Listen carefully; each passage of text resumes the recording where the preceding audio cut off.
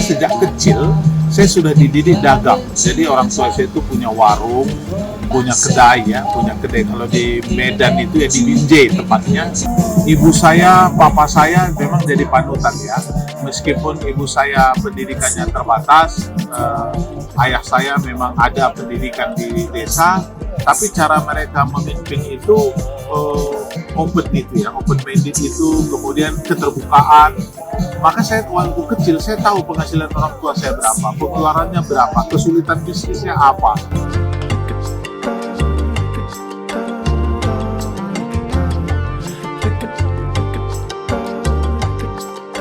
Saya belajar untuk tidak impulsif. Saya belajar kalau mau bikin usaha harus dengan orang yang paham. Jadi kalau kita bermitra harus ada track record dari orang itu bahwa dia berhasil di bidang itu.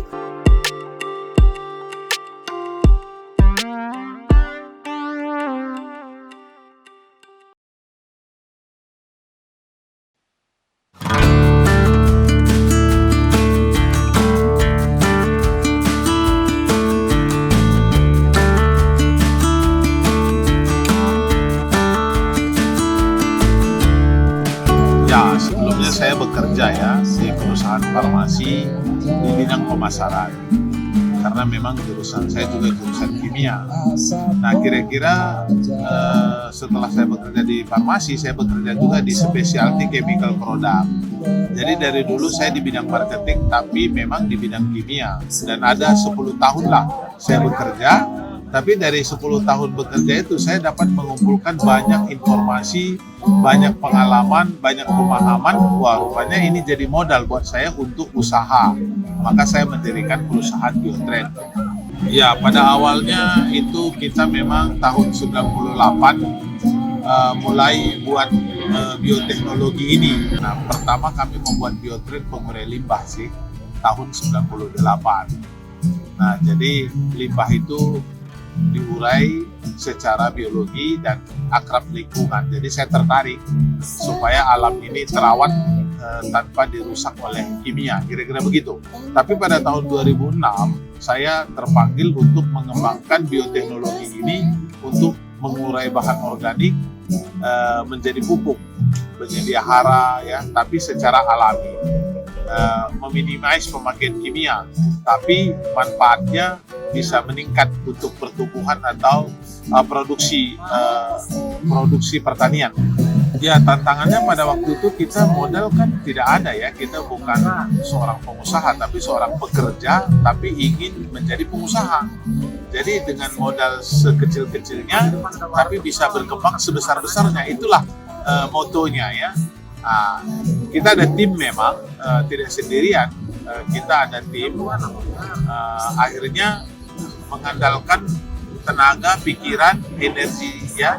Jadi kita nggak membayar orang, tapi mengerjakannya secara sendiri saja dulu.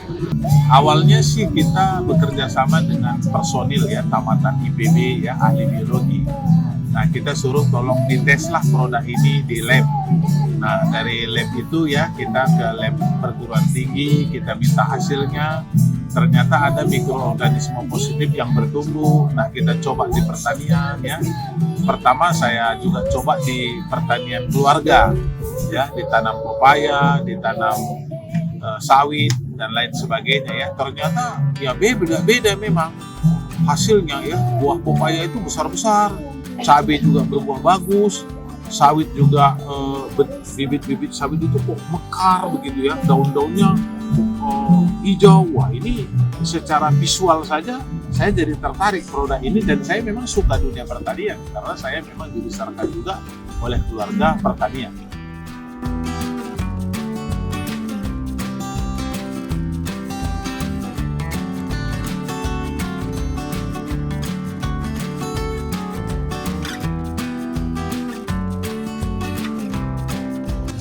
Ya, sebenarnya saya dibesarkan di keluarga yang kompak ya.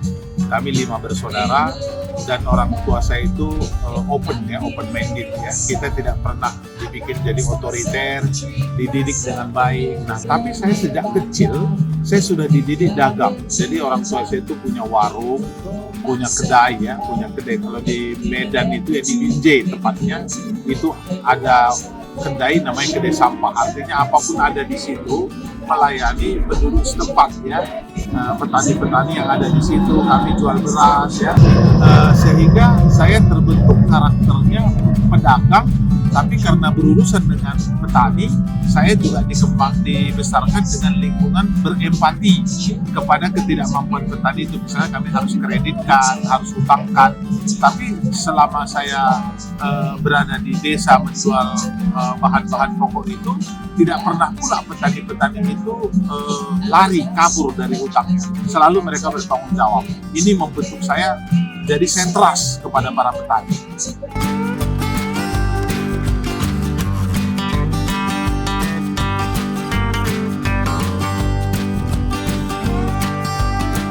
Ya, saya nggak tahu ya kayak produk lain Pak ya. Cuman saya ini produk Biotrend ini kami bakterinya kami kultur sendiri.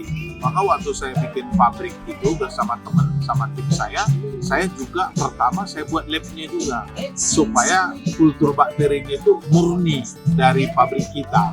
Jadi bukan pengenceran, beli bukan kami encerkan. Jadi kami yakin ini salah satu keunggulan. Jadi biangnya bio, ya Biotrend. Ya memang produk ini asing ya, karena petani itu pikirannya hanya NPK, pupuknya ya. Kemudian pupuk tunggal Korea, DSP, KCL ya. Nah waktu ada Biotrend ini ya asing, makanya supaya mereka percaya, trust ya kan, katanya kan kecap selalu nomor 1. Maka waktu itu kami bilang pakai dulu Yarnen, bayar setelah panen. Nah itu kan gambling ya, kalau tidak bagus kan nggak dibayar. Ternyata sampai hari ini, dari tahun 2006 pupuk ini sampai hari ini ya ternyata kita bisa bertumbuh, bisa bergerak. Artinya walaupun dulu Yarnen aman, berarti kan kualitasnya terjamin. Dengan cara begitu petani jadi percaya.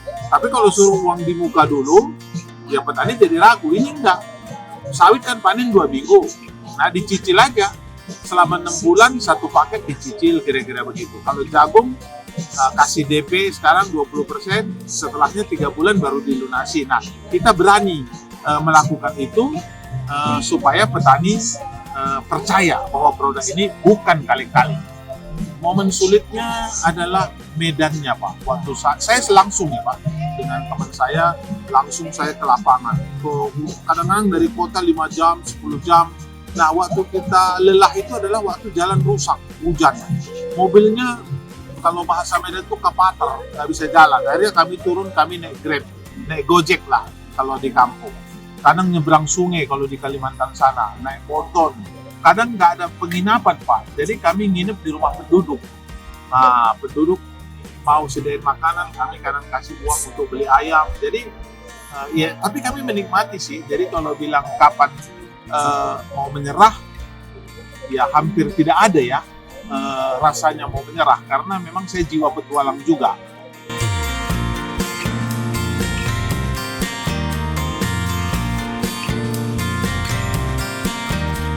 Ya sebenarnya ibu saya, papa saya memang jadi panutan ya.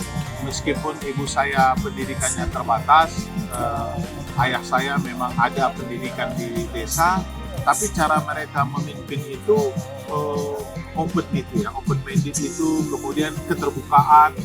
Maka saya waktu kecil saya tahu penghasilan orang tua saya berapa, pengeluarannya berapa, kesulitan bisnisnya apa. Jadi dari kecil saya diajar bagaimana solving problem. Nah jadi bisa dibilang kedua orang tua saya ini adalah sosok juga ya, membuat saya belajar menjadi leader sampai hari ini. Ya sebenarnya saya ini kan beribadat ya Pak ya. Saya percaya kepada Yang Maha Kuasa, pencipta langit dan bumi ya. Saya memang suka baca kitab juga. Jadi saya selalu diajar untuk bersyukur. Jadi tatkala ada tantangan, ya saya berdoa ya, berserah, tapi saya harus berdoa dan bekerja. Itu harus seiring, bukan berdoa berpangku tangan, tidak. Nah, jadi itulah moto saya, berdoa, bekerja. Setiap ada tantangan, ada peluang di dalamnya. Setiap ada kesempatan, dimanfaatkan. Tapi gunakan selalu rasa empati, rasa kerjasama, teamwork, suka berbagi, saling pengertian. Nah, inilah yang selalu saya kembangkan sehingga saya bisa membentuk teamwork sampai hari ini. Sukses itu ya memang keluarga akur, bahagia, dan kita banyak sahabat ya. Terus tidak kekurangan juga secara keuangan, itu memang kita kejar. Tapi perdamaian satu sama lain itu saya rasa sukses. Saya pernah gagal bisnis besi tua, Pak. Saya rugi sampai jam 12 malam masih di lapak begitu ya. Rusak mesinnya, kadang-kadang besi tuanya nggak dapat. Kenapa? Karena memang bukan bidang saya. Jadi memang itu saya anggap pelajaran berharga. Kemudian saya pernah juga bisnis yang tidak bidang saya ya, rugi banyak. Misalnya ya gimana ya, budidaya perikanan udang ya, itu memang nggak bidang saya.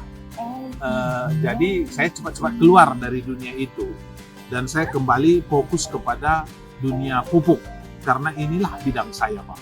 Saya belajar untuk tidak impulsif. Saya belajar kalau mau bikin usaha harus dengan orang yang paham. Jadi kalau kita bermitra harus ada track record dari orang itu bahwa dia berhasil di bidang itu. Tapi kalau orang itu gagal di bidang itu, gagal di bidang lain, dan dia datang ke kita, itu berarti gagal berikutnya. Itu yang saya pelajari. Maka sekarang saya ekstra hati-hati jika diajak bisnis oleh orang lain. Saya harus lihat dulu track recordnya, mentalnya, moralnya. Jika memang orang itu benar, baru saya berpikir untuk coba. Ya artinya merenung ya. Karena kalau satu bola jatuh ke titik rendah, dia akan membal ke atas lagi, Pak. Itu konsepnya ya.